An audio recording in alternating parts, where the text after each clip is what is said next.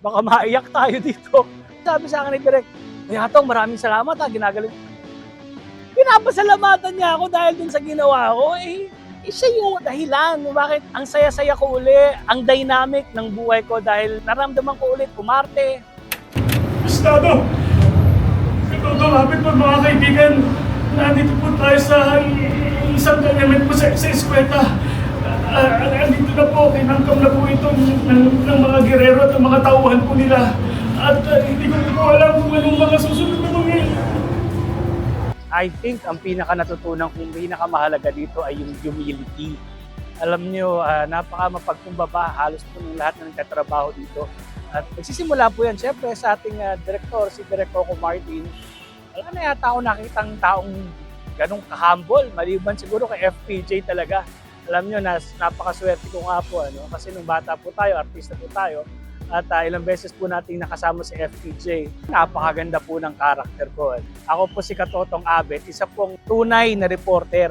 Hindi po siya basta vlogger, although ginagamit niya rin po ang social media para magpalaganap ng impormasyon. Napakaganda kasi bagamat po sa Batang Quiapo ay maraming mga karakter na talaga namang masama at mali ang mga ginagawa, ay meron din po mga karakter na katulad po ng karakter ko na ang gusto ay yung totoo, yung tapat at willing gawin ng kahit ano para malaman ang katotohanan at ibigay sa taong bayan ang kanilang kailangan. At nakakatuwa kasi my character started talagang maliit lang.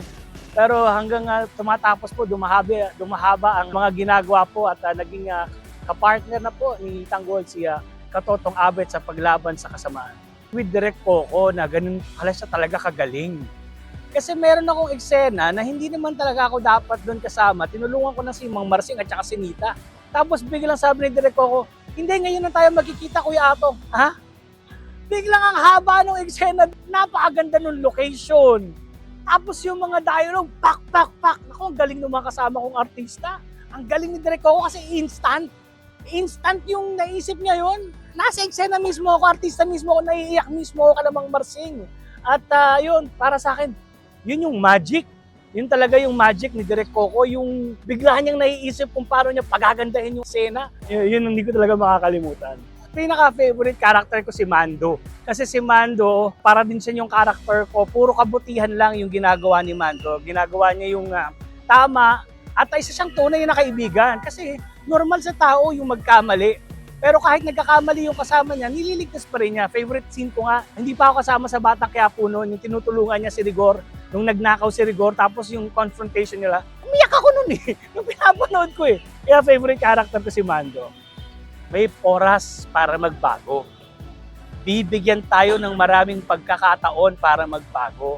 At sana matuto na tayo na magbago. Kasi hindi naman laging may pagkakataon. So habang may pagkakataon pa, magbago, gumawa ng mabuti. Ayun yung pinakamahalaga.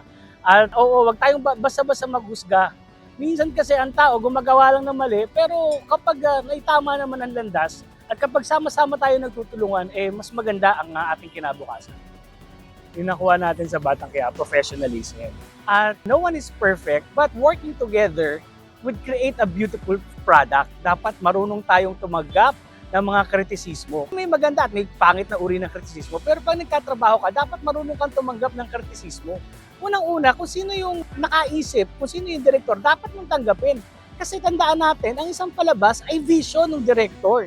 Nasa mata yan ng mga direktor, katulad sa Batang Quiapo, kung anong sabihin nila, kasi sila yung nakaka-imagine yun, napag-usapan nila yun. So, okay lang mapagalitan, normal yun kasama yun sa trabaho. Diyos ko, kahit nga sa office, napapagalitan ka di ba? Okay lang yung mapagalitan, basta sa ikagaganda ng trabaho natin. Dati na akong artista Tanggap ko na hindi na ako artista. Ang mga nakakilala sa akin, mga edad 40, pataas na lang. Ako nga, dati akong profesor. At kapag nagpa-picture nga sa akin yung mga estudyante ko, sabi niya, Sir, pa-picture tayo. Sabi ko, tara. Sir, hindi kami yung lola ko magpapapicture sa inyo. Pero ngayon, sobrang nakakatuwa. Kasi kapag lumabas ako ngayon, yung mga tao, pistado! Talagang napapalingon ako, ang saya ko kasi yung mga anak ko po, dalawa po yung anak ko, hindi naman nila nalaman na artista ako or alam nila pero hindi naman nila na-appreciate.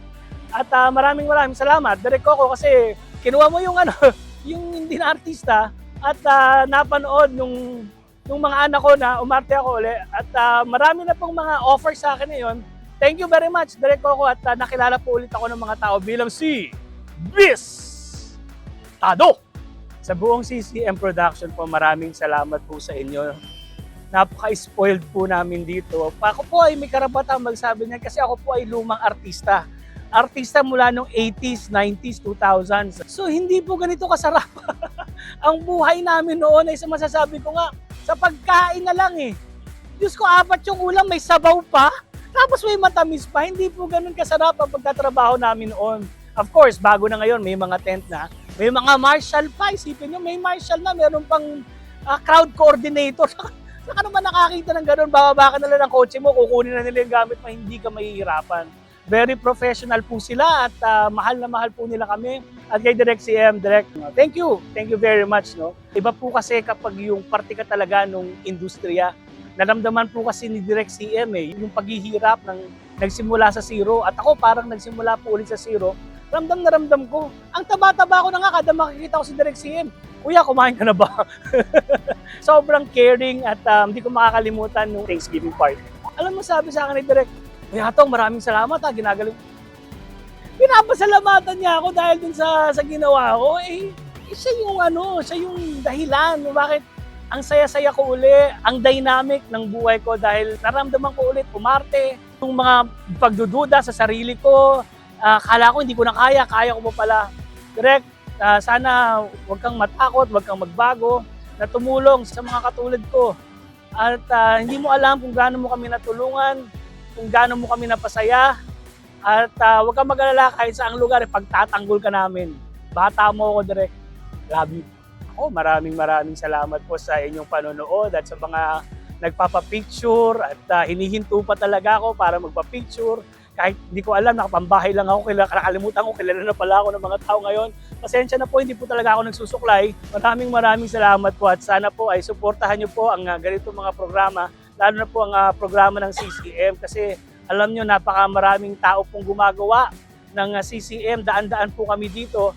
Kaya kapag kayo po ay sumusuporta sa amin, hindi lang namin kayo napapaligaya, higit sa lahat, binubuhay at napapaligaya niyo po kami. Maraming salamat po sa inyo lahat. Thank